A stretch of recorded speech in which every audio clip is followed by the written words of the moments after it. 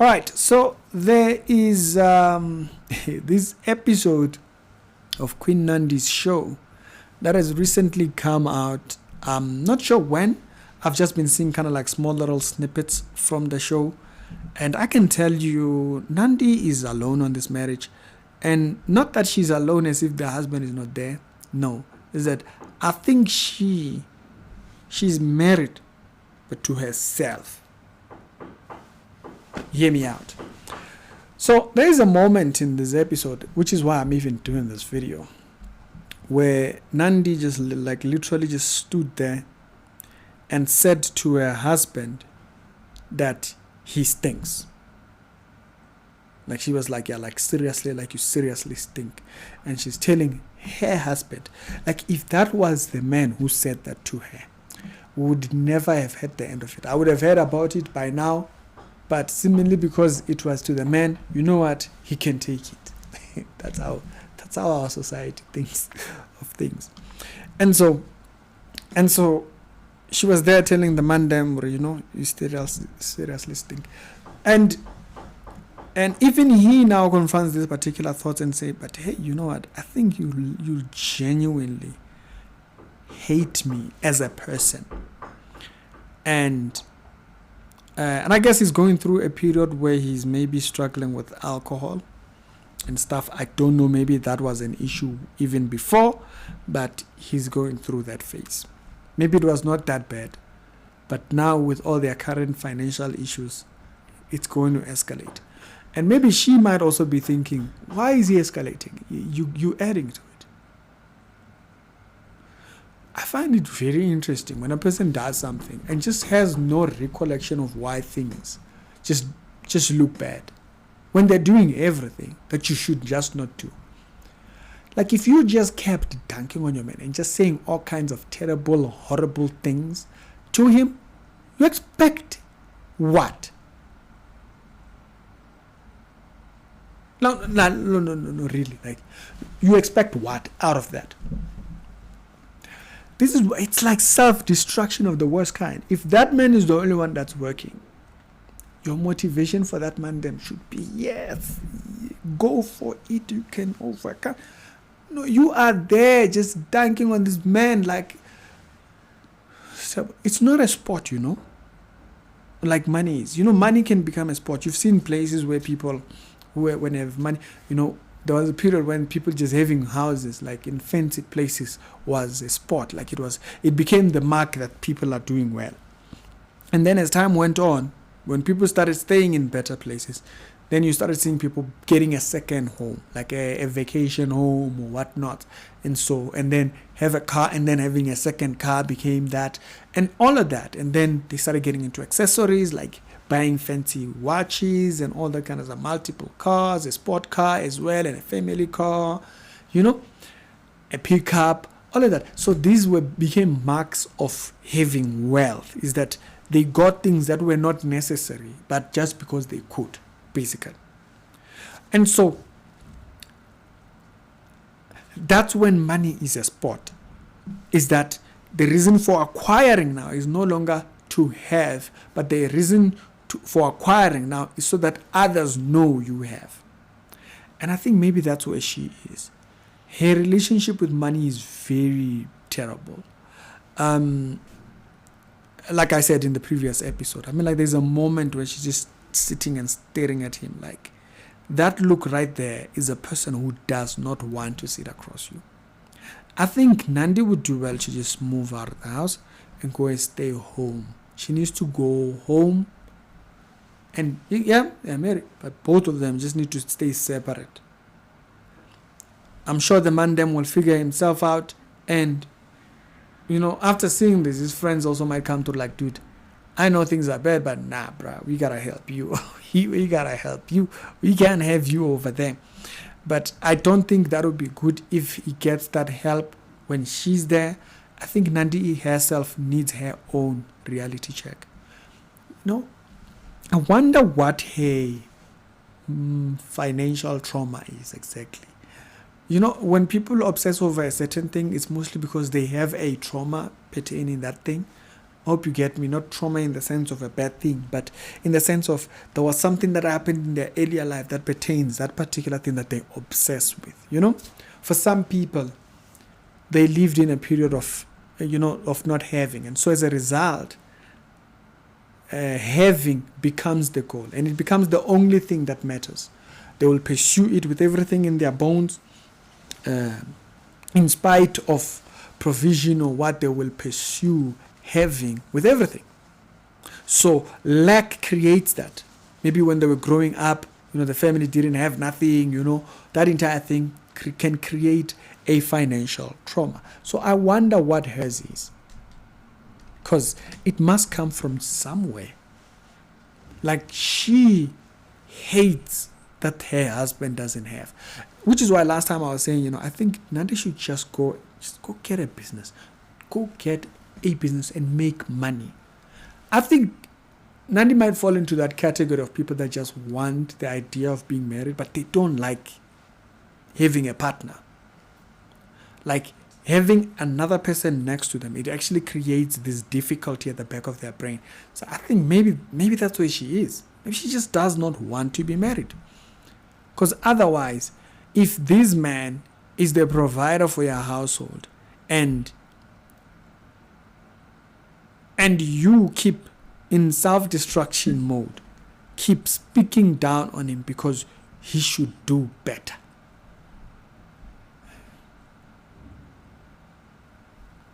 I don't get it. But I think she really needs to stay by herself.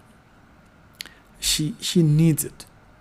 I believe Nandi needs to stay by herself, and the man stay by himself, figure himself out, and he will get back up on his feet, and even the addiction will just drop off like nothing ever happened. But for Nandi also needs to deal with her own issues with money. It's unhealthy. Azalani, build proper, healthy relationship with financial well-being. And the reason why I was saying the sport thing, I'll come back to it. If we build healthy relationship with money, we will not obsess over the wrong things. It's not there. This is what we can afford. We can't do this. It's not realistic. That's just that. It's not a big deal. We keep it moving. But when you have an unrealistic mindset concerning finance, when it's not there, you will frustrate everyone around you. I can tell Nandi with 100% surety, I don't know if there's a man who's interested in marrying her. If she thinks she's going to get out of this marriage to get another marriage, she's playing games. The way she's shown herself right now on this show, everybody now knows, oh, wait a minute, what? Nobody signs up for that. So I think she needs to deal with her issues and her traumas with money so that she can come back home and deal healthily with that. And also the man also to be able to lead his household. So we're not doing this, we're doing this. And also, I just hope this particular part, it's an I hope type of a thing. I know that there are women that use kids as leverage. They use kids, they'll use kids as leverage. And by that I mean this. They'll go register a child to a school and then come back and just throw the papers in front of you and say, the child is registered at this school here in this fancy place. And then you must decide what you're going to do with that. So that's a terrible way. If you're doing that, to say, I've registered, so now we must stay in this location. Now we must. So if that's the state in which you are doing things, wrong. Unless the husband gives you right to doing that particularly. It's a terrible idea. Don't do it. It's just going to ruin conversations. S.P. Kumbi, there's a story that he once told about a minister who was part of his church. And he was speaking about the husband was a drunkard. The man used to drink. Okay? Contrary to what Nandi is doing here. Telling the man you stink. What. Guys, what is that, man? What are you doing? There's this video, if you've seen it, when he was at Grace Bible Church.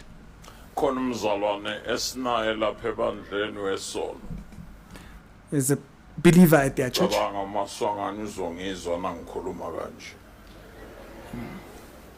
I'll only interpret at necessary places. His surname was Hlope.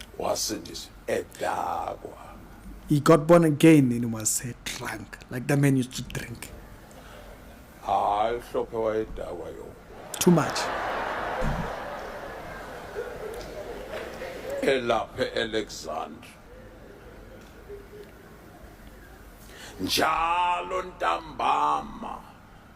Every now and Kufika then, bafana basesporting. the boys from the bar where he was drinking, Bamlethe ngengolovane. they will bring him with a wheelbarrow. Bakokote ngengolovane ku. They knock using the wheelbarrow. Nakavula uma akodwa le nkosikazi. So when the mother of the house, the wife, she just open the door, Nkulunkulu ambusise. may God bless her. Nakavula uma Mhlophe bamthulule uHlophe. They didn't even pick him up.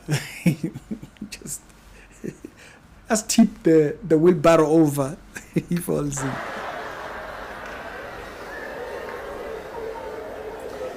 Lo mama aphambana nalesimo sibonayo. So she looks at this man, and she's looking at the situation that she's in. My husband is this man. He's your husband. He's drunk. He's not coming back in the manner that I want. And this is what she decides. Athi wafika umfundisi. And the woman would say, the man of God has come back. Wafika umvangeli. The evangelist has come back. Phela abantu. People, it's going to happen. Wena uzohamba ngethende wena. You are going to travel all these places carrying a tent, evangelizing.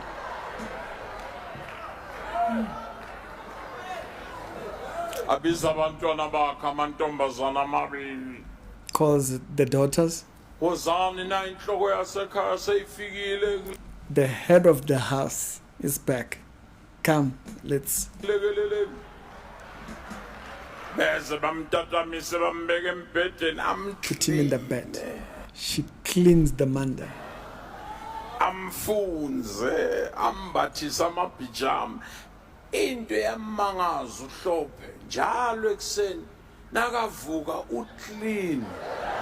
So the thing that was a shocker to Bob Hlope, when he woke up, he was clean. I was like, how? How's the manda? So if you don't know this story, go look for the video. I'll put the video down in the description below. But when he was preaching at Grace Bible Church, that's when he put this thing out. And so he says, one day, when he went, right, and he came back, same thing happened, he went, came back, same thing happened, he went, he came back, same thing happened. So he says one day, the man pretended to be drunk, and he went to the bar. And when he was not completely wasted, he asked those guys to take him home with the wheelbarrow. And they got home. They do the same thing. He said, follow the routine exactly. Don't say anything. They got home. So, because he wanted to see what exactly happens when I'm drunk. And they get him home. He says he got to see all this act. Her speaking over him. You are going to be a minister. You are going to be an evangelist. She kept doing that. You're not going to be this drunk man who just walks around anyhow and just... And so she does this and he sees it. Because remember, he's pretending to be, but he doesn't wake up. He just stays there pretending to be thing. Says she cleaned him and he's there looking and he's not saying anything, like, as a wasted person. Cleans him, feeds him, puts pajamas on him, puts him in bed. And then that happened, I guess, on a Saturday or something like that. And then in the morning, he was the first one to wake up. And then he says, let's go to church. And that's how the man became a preacher. You can go watch that video. I'll tell you. You see, someone once said, marriage or partnership, it's not 50-50. That's a delusion. Sometimes it's 80%, 20. Sometimes it's 10, 90. You are given the 90. Sometimes it might be 100. It's not this balance whole thing. It's that sometimes you have to pour yourself into that person to bring the value out. The only way to stop this at the moment, she should move out. I have seen a situation where a couple was at this point where she develops hate for the man. And you would think, these people should just stay apart. And I'm telling you, them staying apart was very, very much needed. They stayed apart and they recently got married. They were apart for like 2 years. I was shocked when I heard that. I'm like, what? He went back. I'm like, yep. Whatever lessons they learned when they were by themselves, they learned it, they came back, and boom. They'd been together. The reunion was over a year now, so they're good. So she needs that. She needs her own reality by herself. Not reality show. No, she needs a reality. A reality of why does she think this. Yeah. Saraki, we're done here.